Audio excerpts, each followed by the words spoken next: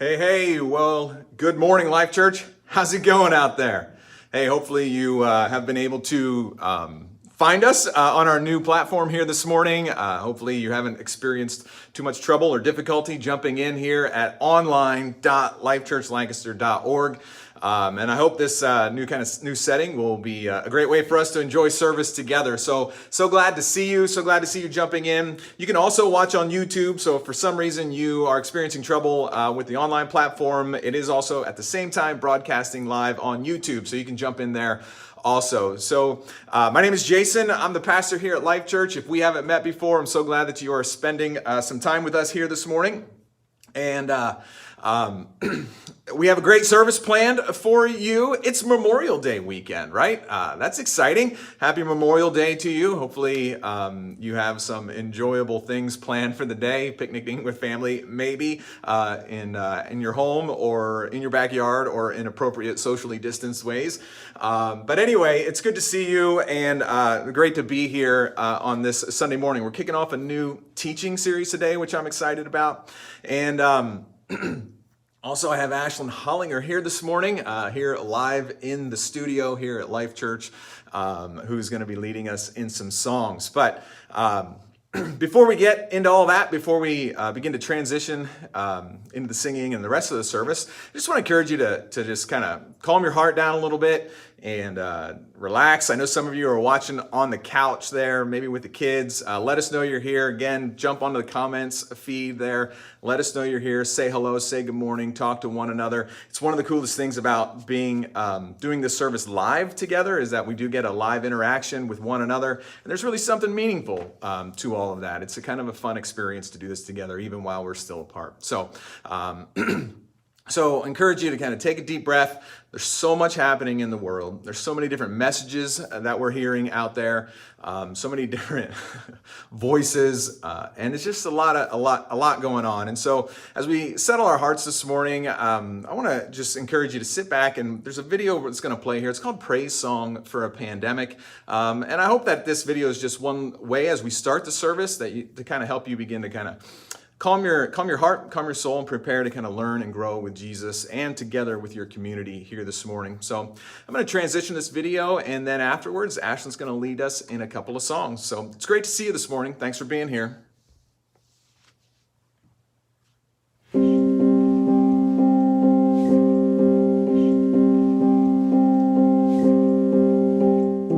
Praise be the nurses and doctors, every medical staff bent over flesh to offer care, for lives saved and lives lost, for showing up either way.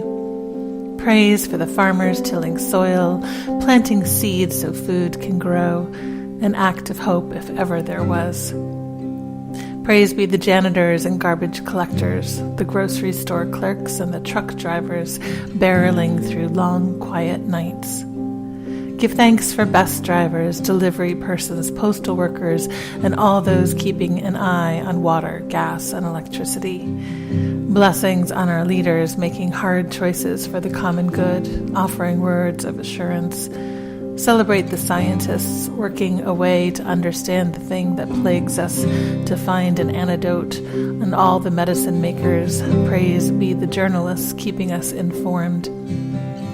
Praise be the teachers, finding new ways to educate children from afar, and blessings on parents holding it together for them. Blessed are the elderly and those with weakened immune systems, all those who worry for their health. Praise for those who stay at home to protect them. Blessed are the domestic violence victims on lockdown with abusers, the homeless and refugees. Praise for the artists and poets, the singers and storytellers, all those who nourish with words and sound and color. Blessed are the ministers and therapists of every kind, bringing words of comfort. Blessed are the ones whose jobs are lost, who have no savings, who feel fear of the unknown gnawing. Blessed are those in grief, especially who mourn alone. Blessed are those who have passed into the great night. Praise for police and firefighters, paramedics, and all who work to keep us safe. Praise for all the workers and caregivers of every kind. Praise for the sound of notifications, messages from friends reaching across the distance. Give thanks for laughter and kindness. Praise be our four-footed companions with no forethought or anxiety, responding only in love. Praise for the seas and rivers, forests and stones who teach us to endure.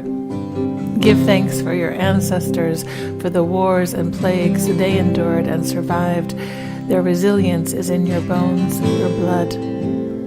Blessed is the water that flows over our hands and the soap that helps keep them clean, each time a baptism. Praise every moment of stillness and silence so new voices can be heard. Praise the chants and slowness. Praise be the birds who continue to sing the sky awake each day. Praise for the primrose poking yellow petals from dark earth. Blessed is the air clearing overhead so one day we can breathe deeply again. And when this has passed, may we say that love spread more quickly than any virus ever could. May we say this was not just an ending, but also a place to begin.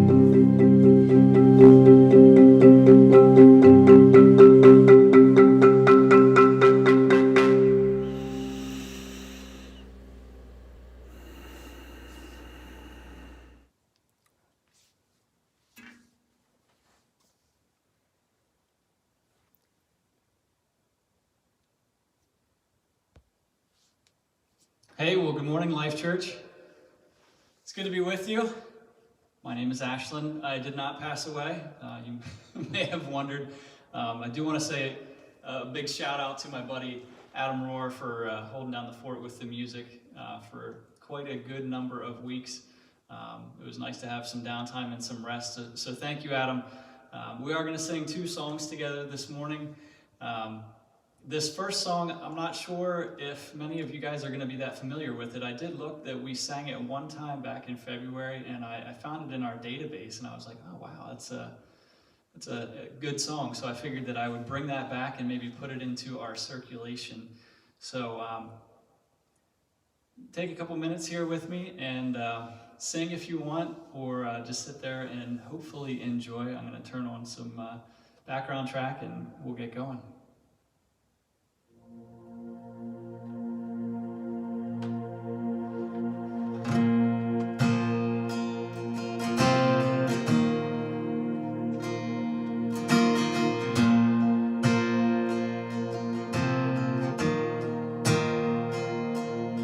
When darkness tries to roll over my bones,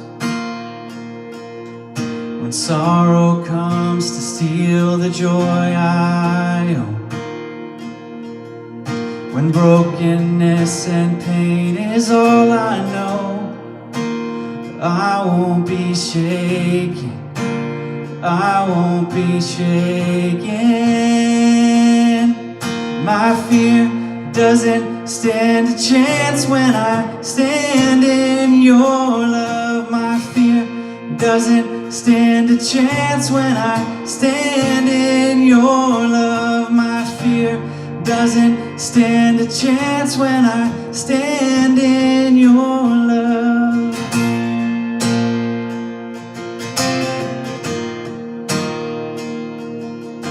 Shame no longer has a place to hide. I am not a captive to the lies. I'm not afraid to leave the past behind. I won't be shaken, I won't be shaken.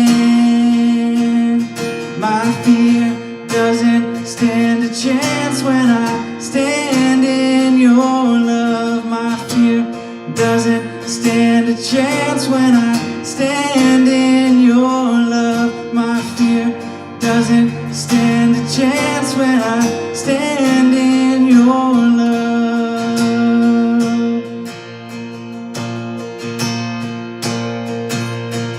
'Cause There's power that can break off every chain.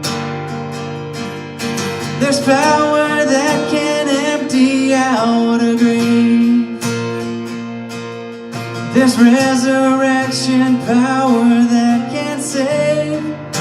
There's power in your name. Power in your name. There's power that can break off every chain. There's power that can empty out a grave. There's resurrection power that can save. There's power in your name. Power in your name. My fear doesn't stand a chance when I stand in your love. My fear doesn't stand a chance when I stand in your love. My fear doesn't stand a chance when I stand in your love. My fear doesn't stand a chance when I stand in your love. My fear doesn't stand a chance when I stand in your love. My fear doesn't stand a chance when I stand in your love.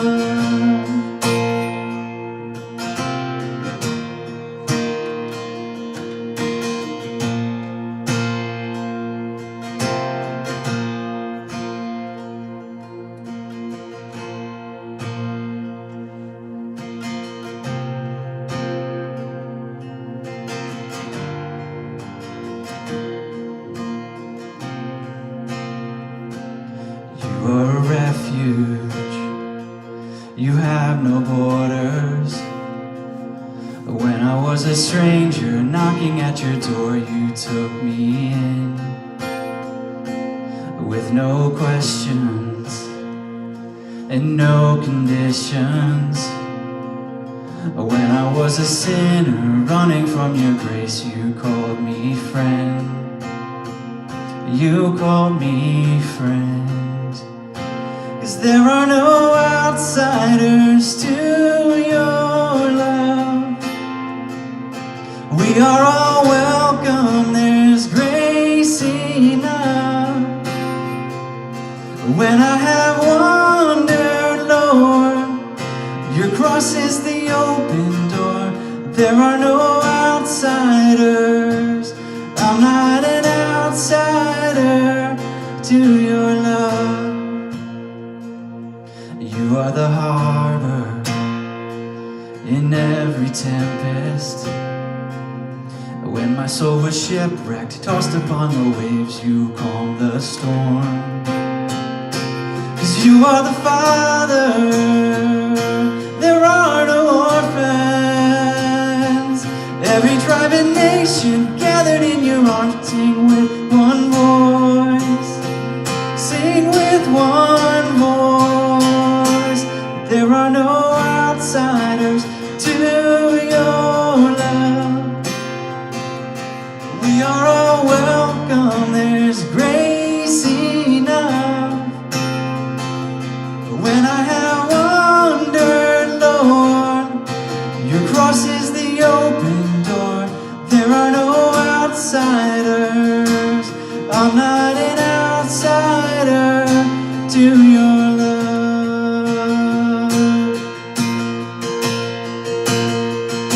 'Cause I was tired, I was poor, I was thrown upon your shores. I was homeless and afraid, till I heard you call my name. Now I'm ransomed, I'm restored, resurrected, I am yours. I am loved, yes I belong. Oh, my soul has found its home. There are no outsiders to your love. We are all welcome, there's grace enough. When I have wandered, Lord, your cross is the open door. There There are no outsiders. I'm not an outsider. There are no outsiders. I'm not an outsider. There are no outsiders to your love. 'Cause we are all welcome. There's grace enough. When I have wandered, Lord, your cross is the open door. There are no outsiders. I'm not an outsider. 'Cause there are no outsiders. I'm not an outsider to your love. God, thank you for welcoming each and every one of us. There's nothing we could do to hold back your love. You just give it freely, and it's just up to us to accept it. So God, we know that you have more love to give than we feel like sometimes we could ever accept. I just ask that this morning we open our hearts and our minds to accept a new measure of your love and help that to resonate deep in our heart, soul, and mind. Thank you for everything that you do for us, Jesus. It's in your name that we pray. Amen. Thanks, guys. Good to be with you. Back to you, Jason.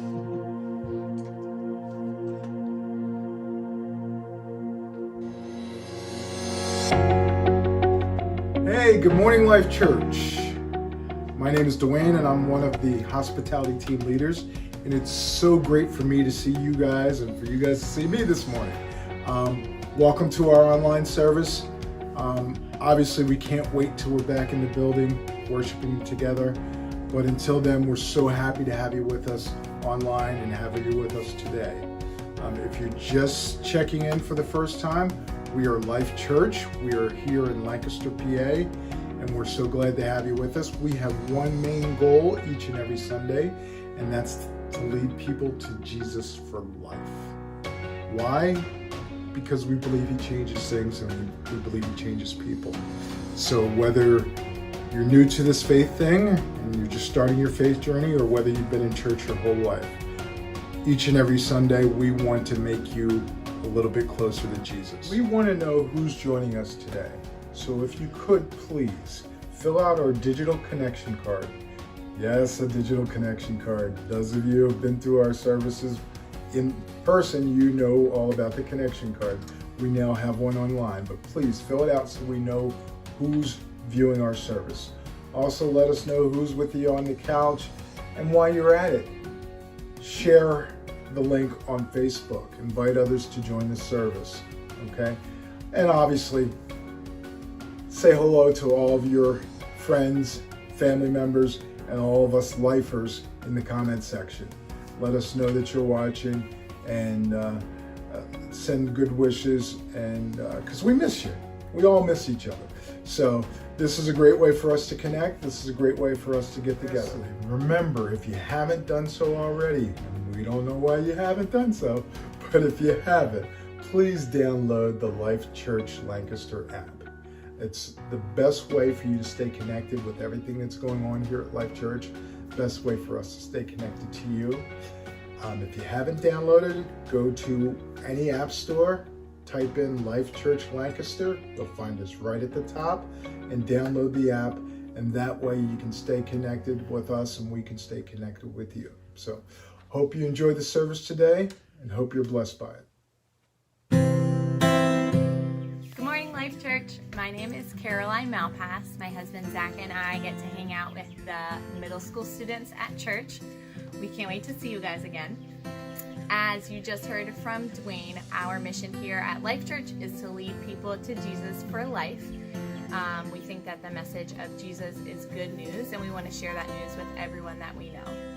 And that's why we are so thankful for those of you who give financially to Life Church. It helps us to be able to share that message with more and more people. When you give to Life Church, you are helping us spread the message of Jesus during a time when it is so needed. There are a couple different ways that you can give. They're listed out on the website and in the app. One of the easiest ways to give is to just text the donation amount to number 84321, and then you'll receive a text with some instructions after that. We want to thank you guys for giving to Life Church and believing in Life Church. We miss you guys, and we can't wait to see you soon.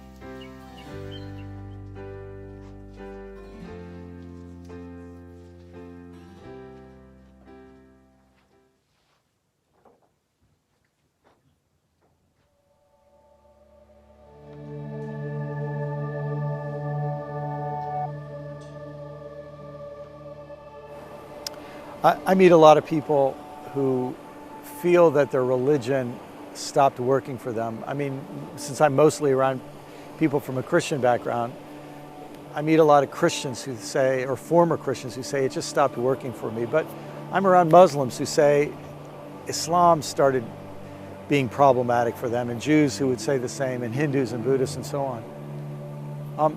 It's a funny thing about religion. It's supposed to help us. It's supposed to deepen us. It's supposed to connect us. But for a lot of people, it goes sour.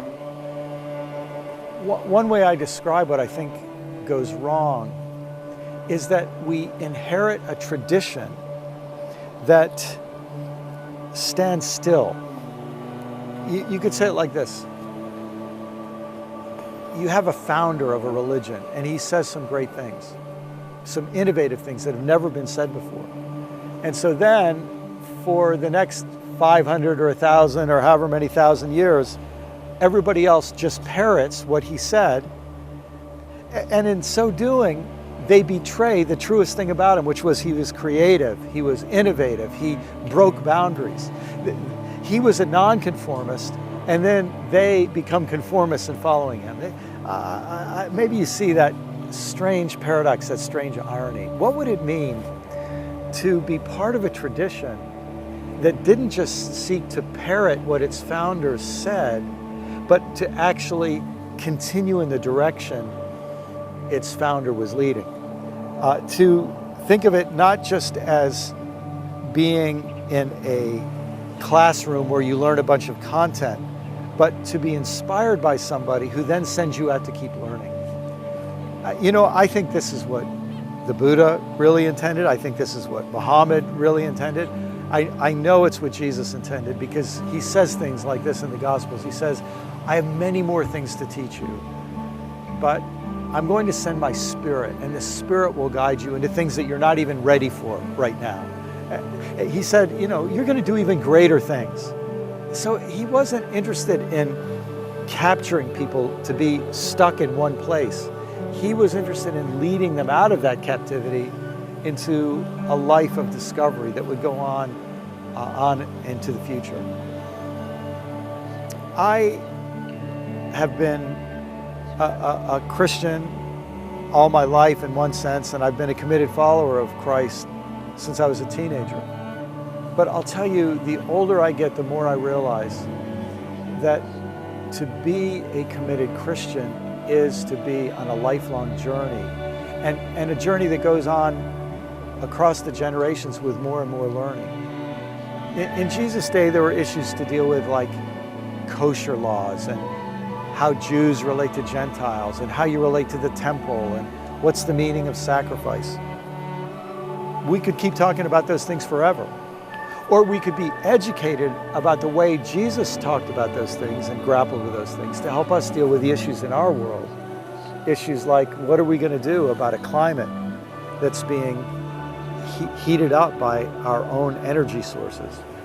What are we going to do about a planet where we have weapons that can bring us all down, where it's way easier to start another war than it is to build true peace? A situation where our economic systems favor a few, and the system becomes rigged that the few at the top get richer and richer and richer without even trying, while the masses at the bottom can work their fingers to the bone and not get ahead much at all. I guess what I'm saying is, I think one of the great challenges for all of our religious traditions is to take all the wisdom from the past. Don't forget about the past. Cherish the tradition. but let our traditions be living traditions that help us engage with the life and death issues of today, rather than dead traditions that just keep rehearsing issues and questions from the past.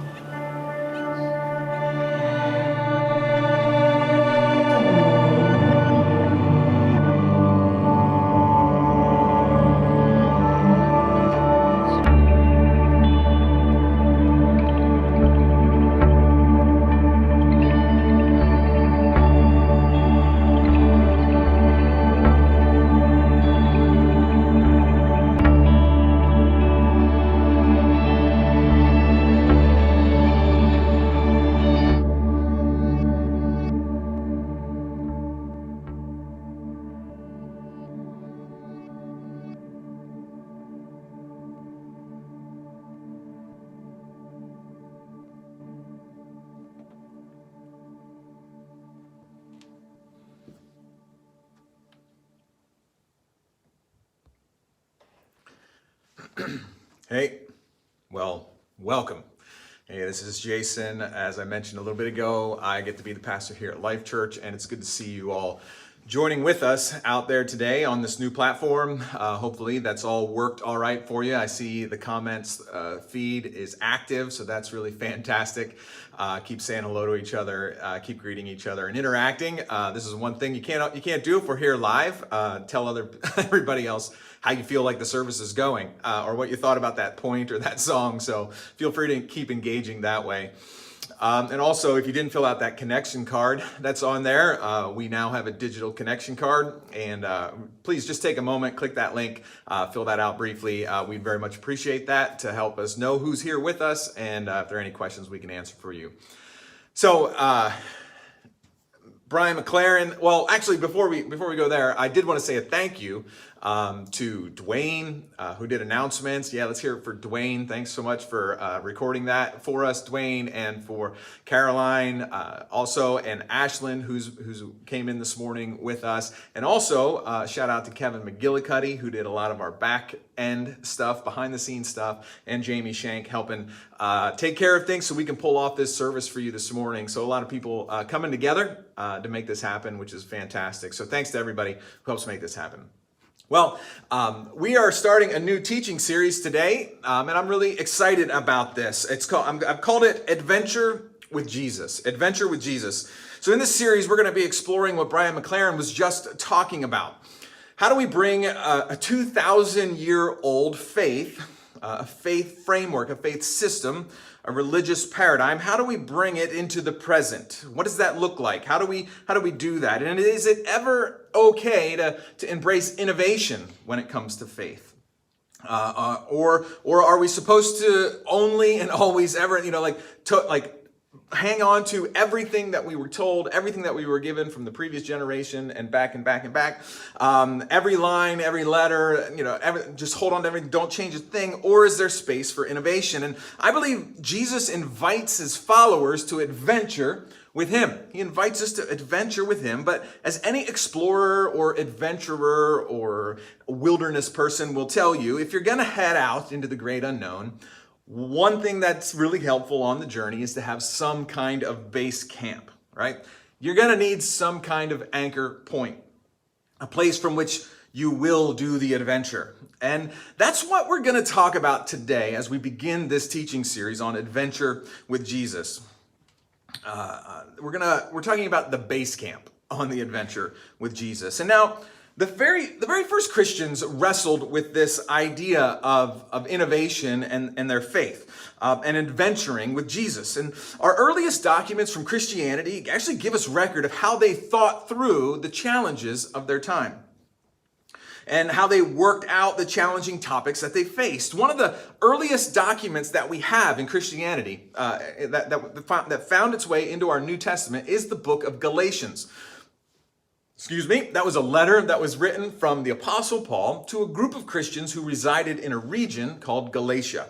Galatia was a broader area, maybe similar to like Lancaster County, and there were several cities within Galatia. And Paul had been on a missionary journey earlier. He had gone through this region teaching people about Jesus.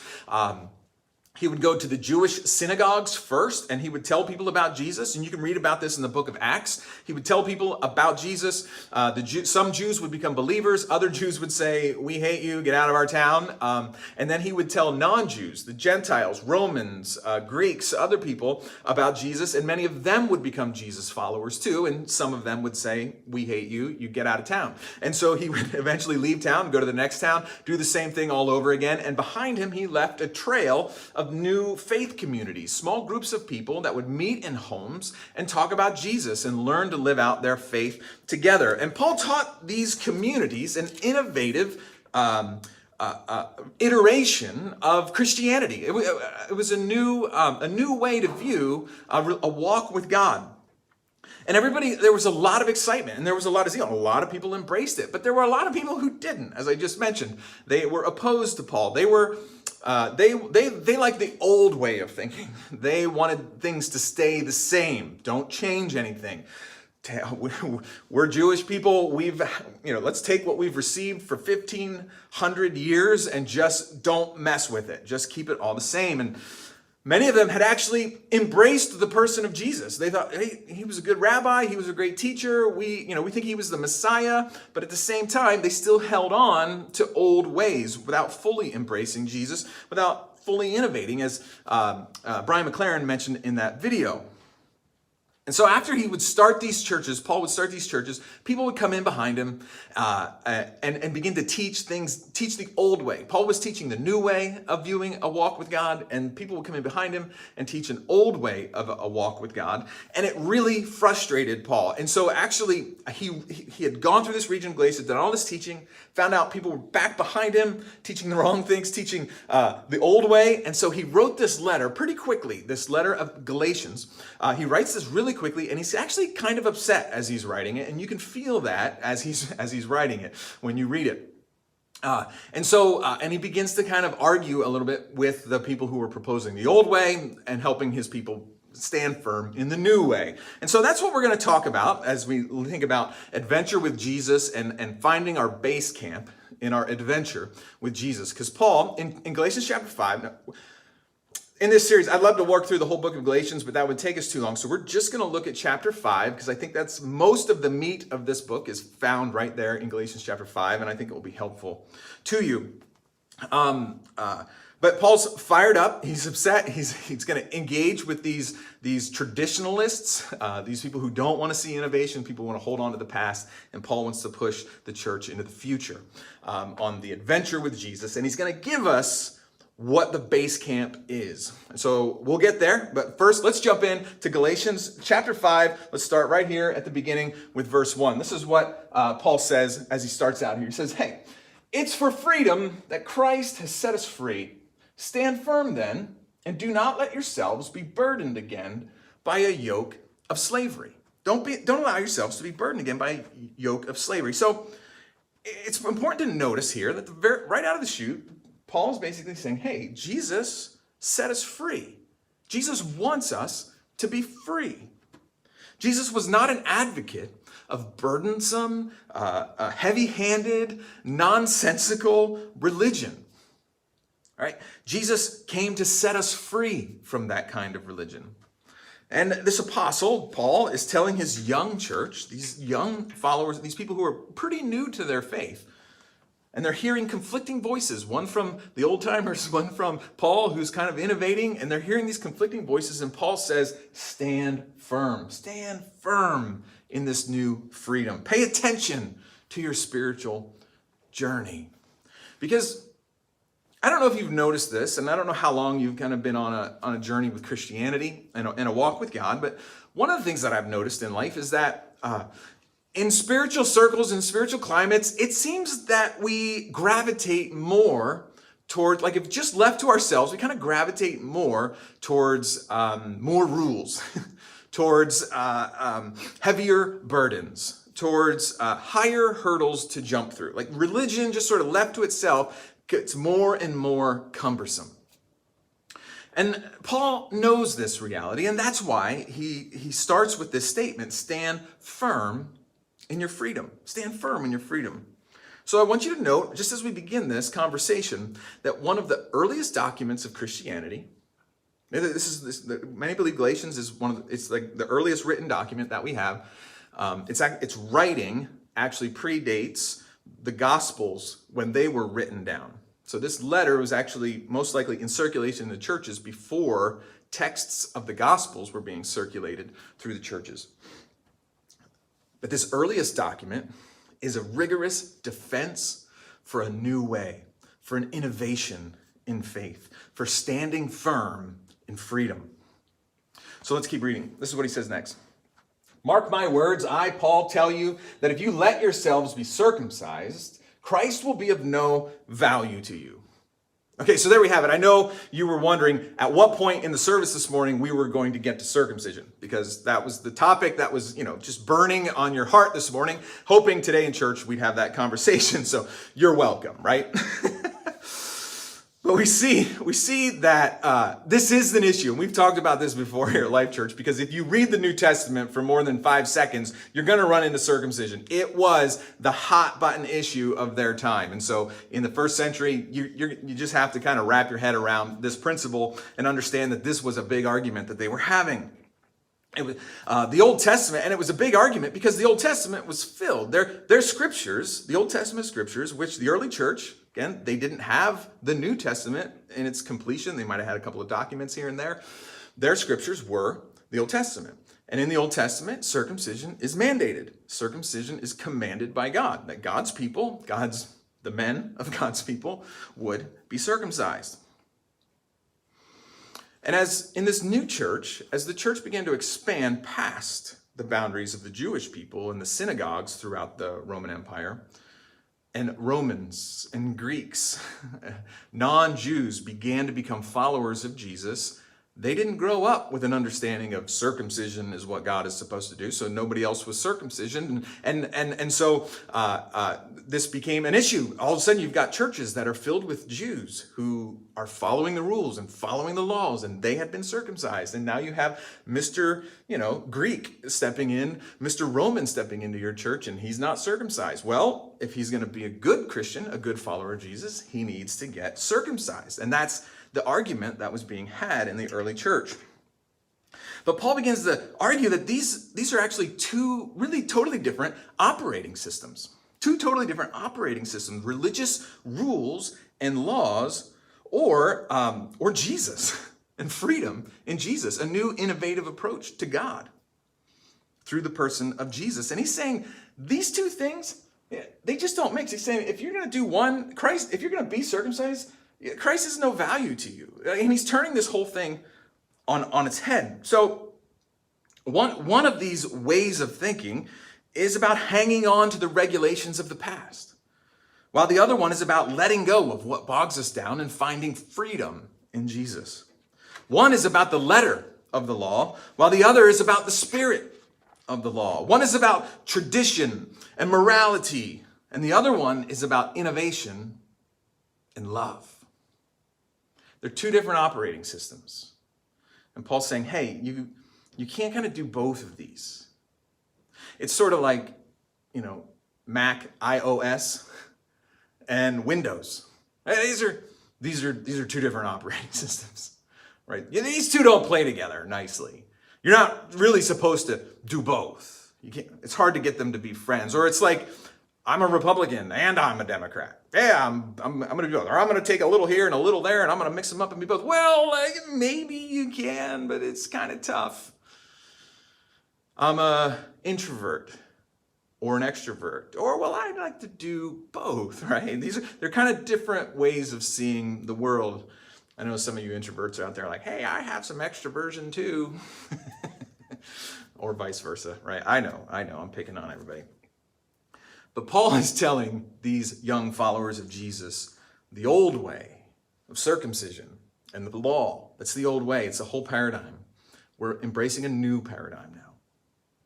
We're in a new way of relating to God. And he goes on to say this. He says, again, he's going to drive down on this same point. Again, I declare to every man who lets himself be circumcised that he's obligated to obey the whole law. Big point. We'll get back to it. You who are trying to be justified by the law have been alienated from Christ. You have fallen away from grace. So I don't know if you've ever heard the phrase hedging your bets, right? Hedging your bets. To hedge your bets means that you're going to try to counterbalance your potential for a loss, right? By protecting yourself with other bets, right? So if you're gonna put all your money on this horse, you're like, well, I'm going to hedge my bet by putting some money on a couple other horses, so I don't have. If that horse doesn't do well, then I've got still might have a chance to win in another area. A financial investor might say, well, instead of putting all of my clients' money into Zoom, right? I'm going to put some of it also into Amazon, right? I'm going to hedge my bets, right? So you've got money in multiple places, so it's protecting yourself from loss. Some people like to buy the extended warranty on their mobile devices, right? Your phone, right? It already comes with a warranty, right? But I just want another warranty on top of that warranty just to make sure I'm covered, right? I'm going to hedge my bets. Or maybe some of you, you're like, you know what, I have a boyfriend or girlfriend, but I'm hedging my bets, and so therefore I have another boyfriend on the side, another girlfriend on the side, just in case this one doesn't work out. Because I really don't want to be lonely. This hedging our bets. This is a bit of what's happening here in Galatians. Some of these followers of Jesus were like, I dig this Jesus thing. This is pretty cool. I like the freedom. But man, some people are saying circumcision is a really big deal, and I want to make sure that I'm good. We're talking about God here, so I really need to make sure I'm good to go with God. So I'm going to hedge my bets, and I'm going to put a foot in both swimming pools. I'm going to be in the pool of Jesus, and I'm going to be in the swimming pool of circumcision and the law, and I'm just going to do it that way, hedge my bets. And Paul's saying, no. Sorry, it doesn't.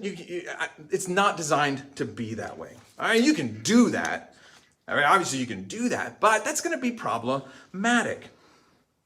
This isn't what Jesus has for us. Jesus wants us to be free. He wants us to be free. So Paul says, if you're going to live in this law-based relationship with God, then you can't just pick and choose a few of the laws that you like, right?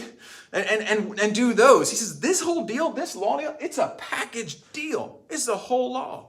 So if you want to do circumcision, you need to embrace it all. It's a package deal. It's a whole way of viewing God and Scripture and the moral teachings.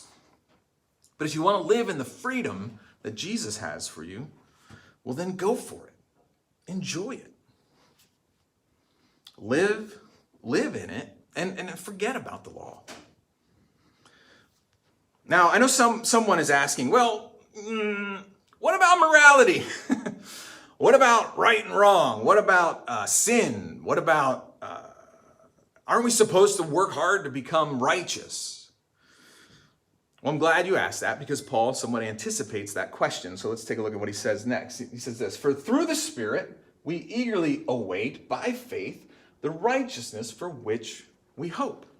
Through the Spirit, we eagerly wait by faith the righteousness for which we hope. Paul says here that true righteousness, that is to be made fully perfected and mature in Christ, to be fully righteous, it's something we're eagerly waiting for by faith. It's something that the Spirit of Jesus is going to bring about in us through our faith-filled hope, not by our intense adherence to the law and to the rules and to circumcision. Now, I want you to notice something else that Paul introduces here. He mentions the Spirit, for through the Spirit. Now, Paul introduces this idea of the Spirit, and we're going to talk a lot about the Spirit in the coming weeks because Galatians chapter 5 deals a lot with the Spirit, because adventuring with Jesus, being on adventure with Jesus, the Spirit is like a primary actor here, all right? So we're going to talk more about this in the coming weeks, but I want to share a couple of important things right now. Excuse me, I want you to notice something. Jesus talked about the Spirit. In the Gospel of John, we have a few teachings from Jesus about the Spirit and what the Spirit was going to do and who the Spirit is and all of that. And in John's Gospel, he told us that after he left, he was going to send the Spirit to us. Which, for the early followers of Jesus, sounded like a bummer. They're like, hey, Jesus, we're hanging out with you. This is pretty awesome. Like, can you just stay forever? And Jesus was like, I'm sorry. I need to go. Like, I can't stay here forever. I need to go. But he's like, it's all right, because what's going to happen is I'm going to send my Spirit to you. And you're like, I'd rather have you. I'd rather have the physical Jesus. I'd like to be able to sit down and have a conversation with you. And Jesus is like, nah, I'm going to send my Spirit. The Father's going to send the Spirit after I go. So here's the benefit. Physical Jesus is bound to time and space, and he is in a specific place at a specific time. And if you want to interact with him, you've got to go to that place and that time. Whereas the Spirit is anywhere and everywhere all at once. And the Spirit is active. And Jesus said, when I go, the Spirit's going to come and he'll be in you and he'll be in the world and he'll be at work, changing the world, leading, teaching, and guiding you. And so the benefit of the Spirit is that he can, he'll be here. And so this is one of the things Jesus said about this here. I tell you the truth, anyone who believes in me will do the same works I have done and even greater works because I'm going to the Father. He's saying because of the Spirit's coming, if you believe in me, you're going to do better works than I have. Like greater works because of the Spirit's power and Spirit working in you. You're like, I know I've read this before and I thought, like Jesus fed 5,000 people. Remember that story? Jesus feeds 5,000 people. Does this mean like because of the Spirit's coming, we're going to feed 10,000 people? Like we'll do a miracle and feed 10? Jesus walked on water, right? Maybe this means his followers will be able to fly. Right? Wouldn't that be cool, right? Through the Spirit. Woo, off we go, right? But Jesus gives us a clue about what he's talking about when he says we're going to do greater works than he's. And then a couple of chapters later, in chapter 16, this is what he says in John 16. There's so much more I want to tell you. This is what he's saying to his 12 disciples. So much more I want to tell you. But you can't bear it now. Did you catch that? You can't bear it now, he says to his disciples. You can't handle the truth. You can't handle what I'm about to tell you. When the Spirit of truth comes, he will guide you into all truth. So Jesus is like, my followers, you're not going to be able to handle, I can't tell you everything right now. I've given you what I can, and after I go, the Spirit is going to continue to guide you, continue to teach you. And as I thought about this, I thought maybe the greater things that Jesus' disciples would do would be connected to the Spirit and how the Spirit would guide us into new truths. Well, that's a thought. I actually think it's really possible that even as Jesus is talking to them here and telling them, there's more things I want to tell you, he might even have circumcision on the mind. He might be thinking, I need to tell these guys about circumcision. And then he saw them like completely get freaked out about some of the other things he taught. And he thought, you know what? I'm not sure they can handle this whole circumcision, like kicking this to the curb thing. So I'll delegate that to the Spirit, right? We'll let them sort that out later. But maybe one of the greater things that the disciples would do would be to realize that God doesn't care about circumcision and that they would no longer demand Jesus followers to get a surgery. And so the message of Jesus would be able to expand to more and more people. Because that's actually what happened. If you read the story of the early church, that's what happened. But it would take the disciples another 20 years. From the time Jesus tells them this, it's about 20 years later when they finally settle this circumcision issue. This happens around 30, 33-ish. It's around 50, 51 where the circumcision issue is settled. It takes about 20 years to settle this issue. Sometimes progress takes a long time. All right, so we've got to keep moving. Got to get back to Galatians, all right? So let's look at the final verse I want you to see in Galatians this morning. Paul concludes with this. For in Christ Jesus, neither circumcision nor uncircumcision has any value. The only thing that counts is faith expressing itself through love. You want to put a Bible verse on a coffee mug, that's a good one. Right there. That's base camp. On the adventure with Jesus, that verse right there is base camp. This is Paul's bottom line. He says circumcision has no value. Circumcision, uncircumcision, I don't care. It doesn't carry weight. It has no value in the new way. In the old system, circumcision meant everything. To be circumcised, you had status. You had a place. To be uncircumcised, you were outside. You were dirty. You were a foreigner. And these were primary spiritual markers that people had.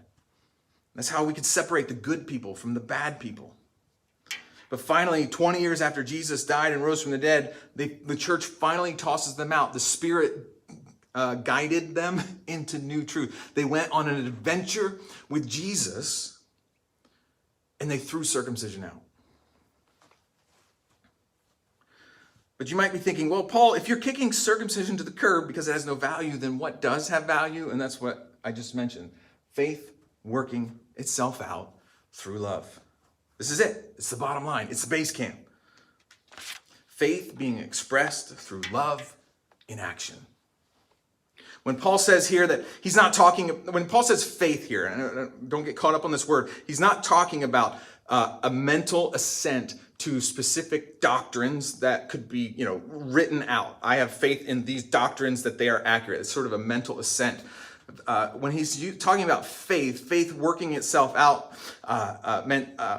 he means dedication. Faith is a dedication to Jesus. It's a loyalty to, a commitment to God. It's a belief, but it's a kind of associated with loyalty, dedication, commitment to a person, the person of Jesus. And that dedication is being expressed, worked out through love. So for Paul, working itself out in love meant letting go. He said, faith working itself out in love. What's that look like for Paul? It means letting go of circumcision. Letting go of something that had been an important part of the moral instructions for the Jews. He says that's the old way, there's a new way. Now the question that we can kind of continue to wrestle as we think about this together as a church is this: is the innovation over? Did the Spirit lead those early disciples into this new truth, but that's it? It's done. The innovation is over. Jesus said, greater things that you will do when my Spirit would come and teach you truth, but maybe that was just for them. Is that also for us? I don't think so.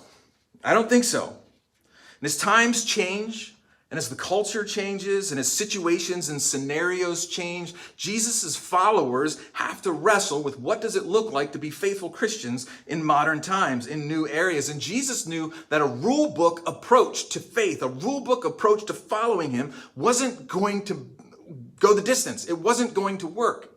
That the rule book approach would fall short. And so Jesus didn't give us a rule book. Jesus gave us a base camp. He gave us a North Star.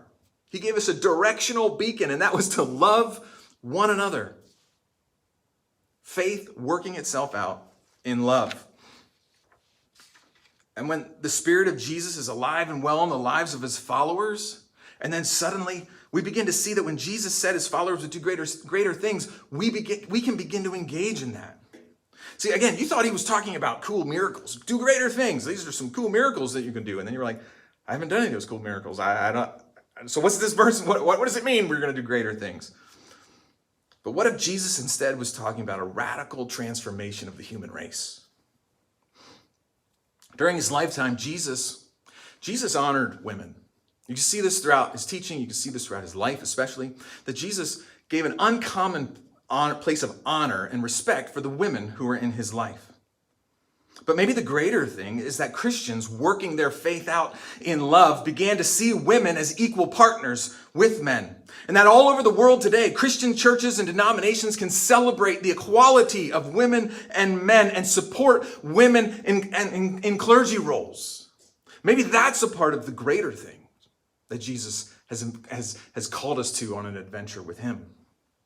You see, Jesus showed compassion to children, to little children, which was uncommon in that time period.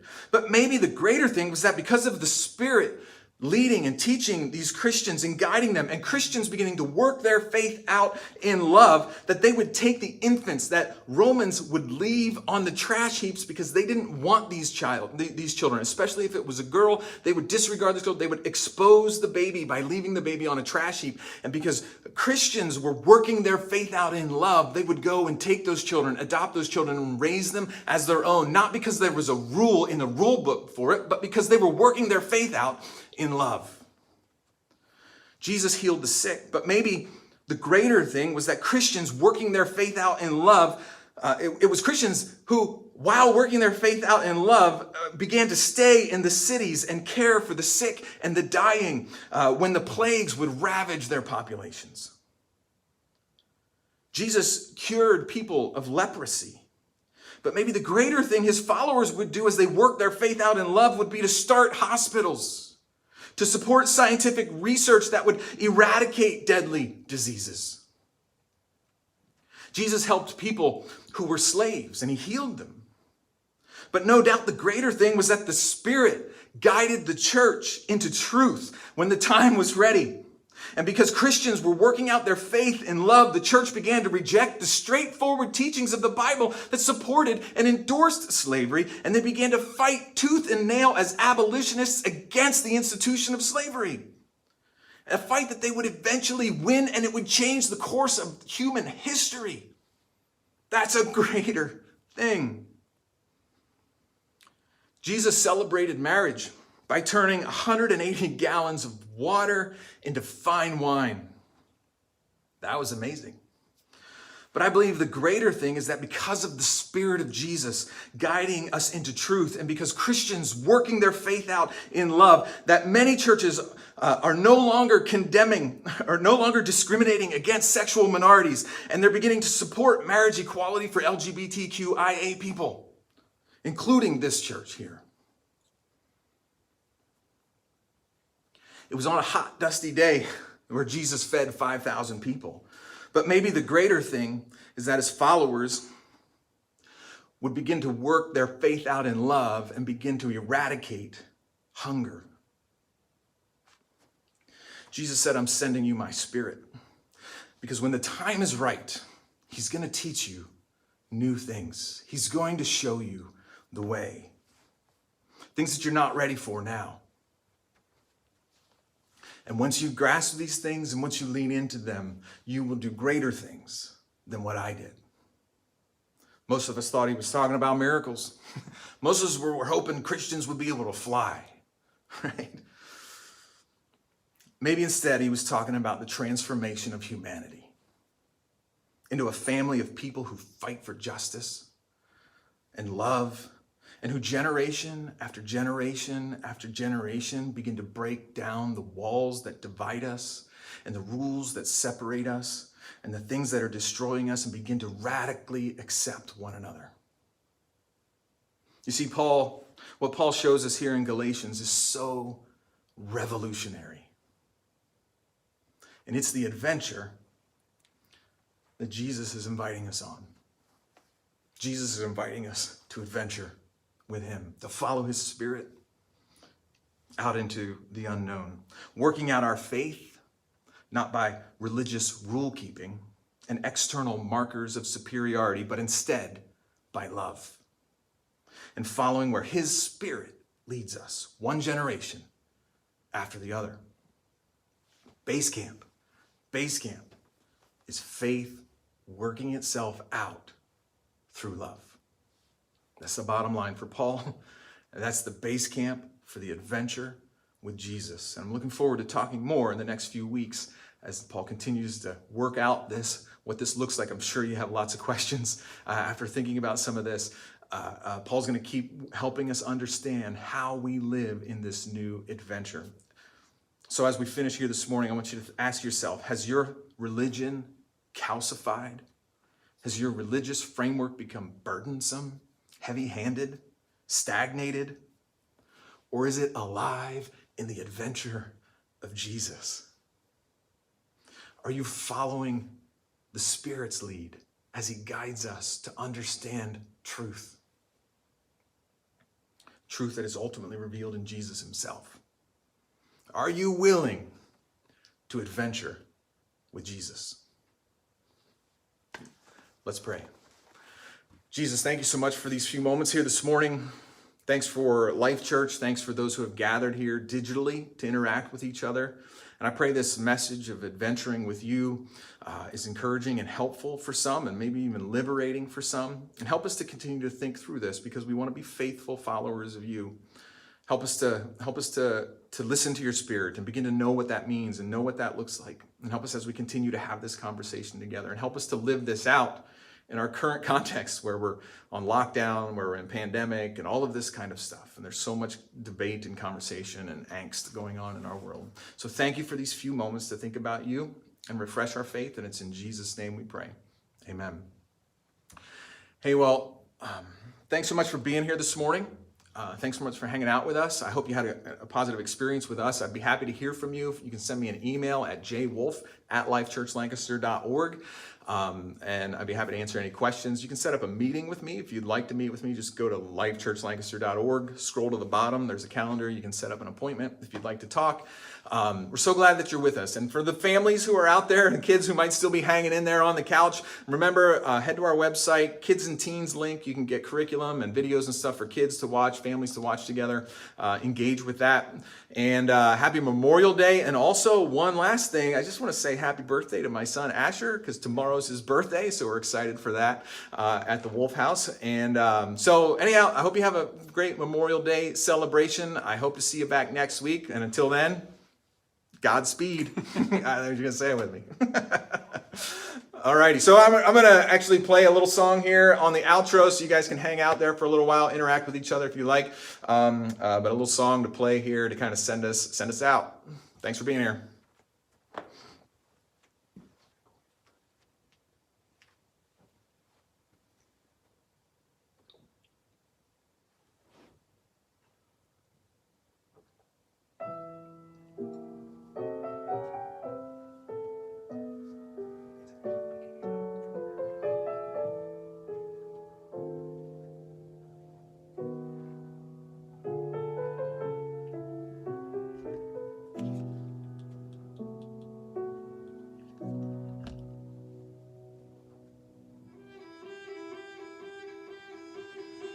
Breathe, breathe on me now.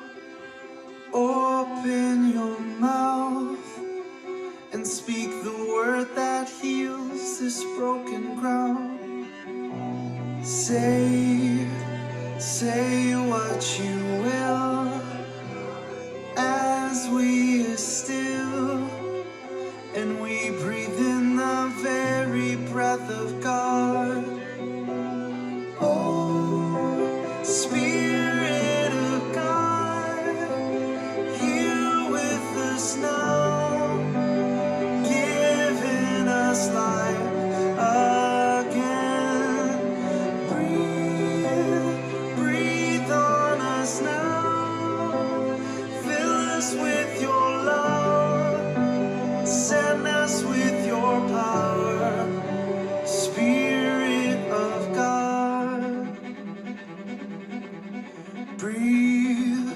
Breathe on us now. Open your mouth and speak the word that heals this broken ground. Say what you will as we're still and we breathe in the very breath of God. Oh, Spirit of God, here with us now, giving us life again. Breathe on us now, fill us with your love, send us with your power, Spirit of God.